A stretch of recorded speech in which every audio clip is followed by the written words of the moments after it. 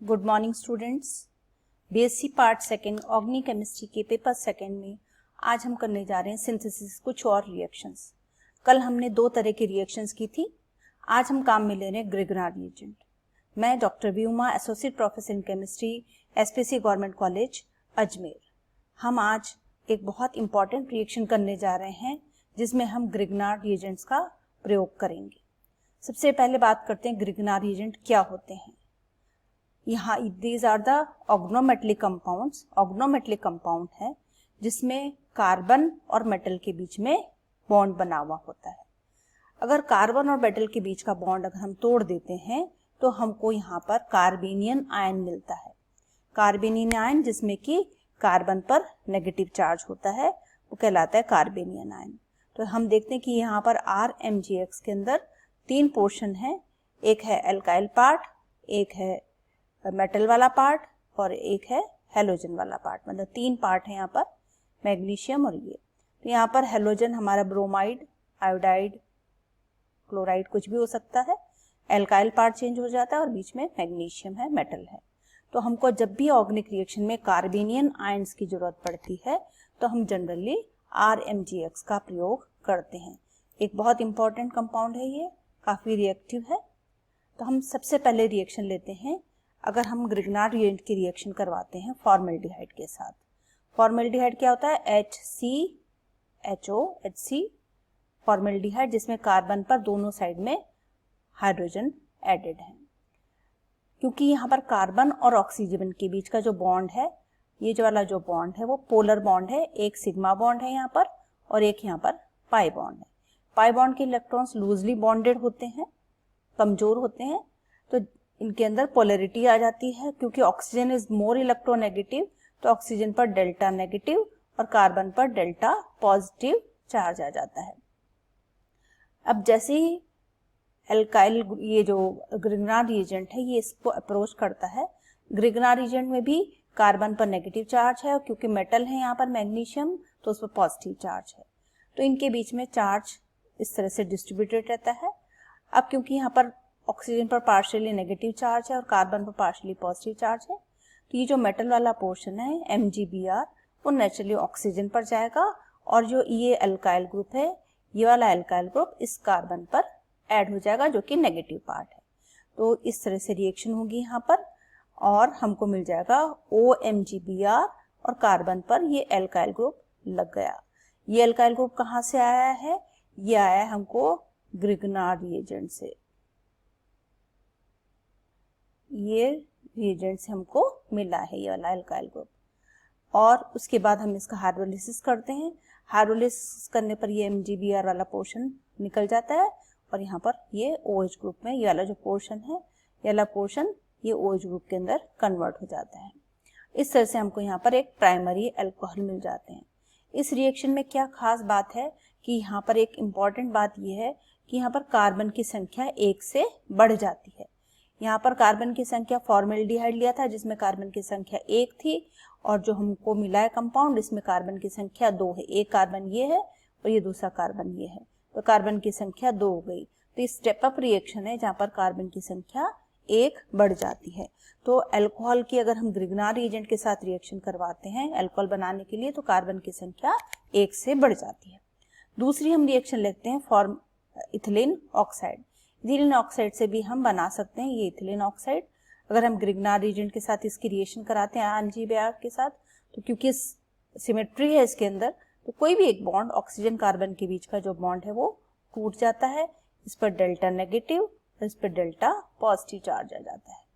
और इसी तरह से यहाँ पे भी ब्रेकअप होगा, यहाँ पर नेगेटिव चार्ज और यहाँ पर डेल्टा पॉजिटिव चार्ज आ जाएगा। यहाँ नेगेटिव और यहाँ पॉजिटिव और कार्बेनियन आयन बन जाते हैं। ये कार्बेनियन आयन इस कार्बन पर अटैच हो जाते हैं और ये MgBr इस वाले ऑक्सीजन पर अटैच हो जाएगा और हमको मिलेगा ये इंटरमीडिएट कंपाउंड। इसका अगर हम हाइड्रोलिसिस करते हैं आगे, ये हमने हाइड्रोलिसिस करवाया तो हमको ये मिल जाता है प्राइमरी अल्कोहल। यहाँ पे भी आप देखिए कार्बन की संख्या 1 से बढ़ गई है। यहाँ पर कार्बन कितने हैं? 1 और 2 और यहाँ पर कार्बन हो गए 1, 2 and 3। There is a increase in a number of carbon atoms. तो this is also a step up reaction. अगर हम बात करते हैं एल्डिहाइड्स की, हमने फॉर्मेल्डिहाइड नहीं लिया, उसके अलावा जो भी एल्डिहाइड हम लेते हैं तो यहाँ पर ऑलरेडी कार्बन कितने हैं, 1 और 2 कार्बन है यहाँ पर, ये एल्डिहाइड हमने ले लिया। सेम इसकी RMGBr के रिएक्शन कराते हैं CH3MgBr के साथ, और मीडियम जो होगा वो ड्राई ईथर होगा। हर रिएक्शन में ईथर मीडियम में होगा, ड्राई ईथर मीडियम। अब हम देखते हैं कि सेम वैसे ही रिएक्शन होती है। यहाँ पर CH3 यहाँ से पॉजिटिव चार्ज, ये नेगेटिव चार्ज है और यहाँ पर पॉजिटिव चार्ज है।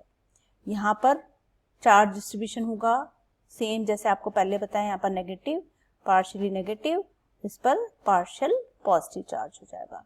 और ये CH3 ग्रुप इस कार्बन पर चला जाएगा और ये MgBr इस ऑक्सीजन पर चला जाएगा। इस तरह से वाली रिएक्शन हमको मिलेगी। इसका हम हाइड्रोलिसिस करवाएंगे फर्दर, तो हाइड्रोलिसिस करने पर ये MgBr जो है वो रिप्लेस हो जाएगा और OH ग्रुप यहाँ पर, तो CH3, तो यहाँ पर भी कार्बन की संख्या 1 से बढ़ गई, 1, 2 और 3 कार्बन गए और ये हमको यहाँ पर सेकेंडरी अल्कोहल मिलेगा एक।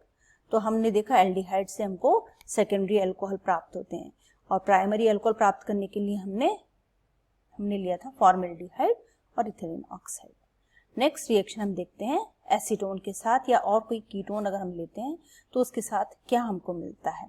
तो हमने लिया यहाँ पर एसीटोन, दिस इज एसीटोन, बिल्कुल सिंपलेस्ट कीटोन है। तो इसकी अगर हम RMGBr के साथ रिएक्शन कराते हैं, ये ग्रिग्नार रिएजेंट है, के साथ रिएक्शन कराते हैं ड्राई ईथर मीडियम में, तो सेम वैसे ये रिएक्शन होती है। ये जो डबल बॉन्ड के इलेक्ट्रॉन से ऑक्सीजन पर चल जाते हैं, यहाँ पर डेल्टा नेगेटिव, इस पर डेल्टा पॉजिटिव चार्ज आ जाता है। यहाँ पर बॉन्ड कैसे टूटता है, इस पर पॉजिटिव चार्ज और इस पर negative charge. Dry ether medium में रिएक्शन कराइए, CH3 कहाँ चला जाएगा, इस वाले कार्बन पर चला जाएगा और ये MgBr चलाएगा इस वाले ऑक्सीजन के ऊपर। इस तरह से रिएक्शन होगी। इसका हम फर्दर हाइड्रोलिसिस कराते हैं। यहाँ पर हाइड्रोलिसिस कराया, हाइड्रोलिसिस कराने से हमको यहाँ पर मिलता है टर्शरी अल्कोहल। यहाँ पर भी आप देखिए कार्बन की संख्या कितनी है, 1, 2 और 3 कार्बन है। यहाँ पर कार्बन की संख्या कितनी हो गई, 1, 2, 3, ये चौथा कार्बन है। यहाँ पर कार्बन की संख्या यहाँ 1 से बढ़ गई है। तो सारी रिएक्शन जिनमें कि ग्रिग्नार रिएजेंट होती है, कार्बन की संख्या 1 से बढ़ जाती है। ये आपको याद रखना है, जब भी आपको अल्कोहल के अंदर स्टेप अप रिएक्शन करवानी होती है तो हम ग्रिग्नार रिएजेंट काम में लेते हैं और हमको रिएक्टेंट से प्रोडक्ट में एक कार्बन की संख्या बढ़ जाती है। अब इन रिएक्शंस में क्या इंपॉर्टेंट चीजें जो कि हमको याद रखनी है, वो है कि अल्कोहल को अगर हम ग्रिग्नार रिएजेंट से बनाते हैं तो ये स्टेप अप रिएक्शन होती है और एक कार्बन की संख्या यहाँ पर बढ़ जाती है। फॉर्मेल्डिहाइड और इथिलीन ऑक्साइड हमको प्राइमरी अल्कोहल देते हैं, एल्डिहाइड्स हमको सेकेंडरी अल्कोहल देते हैं और कीटोन्स हमको टर्शरी अल्कोहल देते हैं। तो आपको कौन सा अल्कोहल बनाना है उसके आधार पर आप कीटोन, एल्डिहाइड, फॉर्मेल्डिहाइड आदि चूज कर सकते हैं। आपको जो भी अल्कोहल बनाना है उससे एक कार्बन कम का आपको एल्डिहाइड, कीटोन या फिर फॉर्मेल्डिहाइड, फॉर्मेल्डिहाइड में तो कोई चीज नहीं सकते हम, इथिलीन ऑक्साइड वगैरह, लेकिन एल्डिहाइड और कीटोन हमको उस आधार पर लेना है। थैंक्स, आपको ये लेक्चर समझ में आ गया होगा। नेक्स्ट लेक्चर में हम करेंगे synthesis of alcohols from alkenes.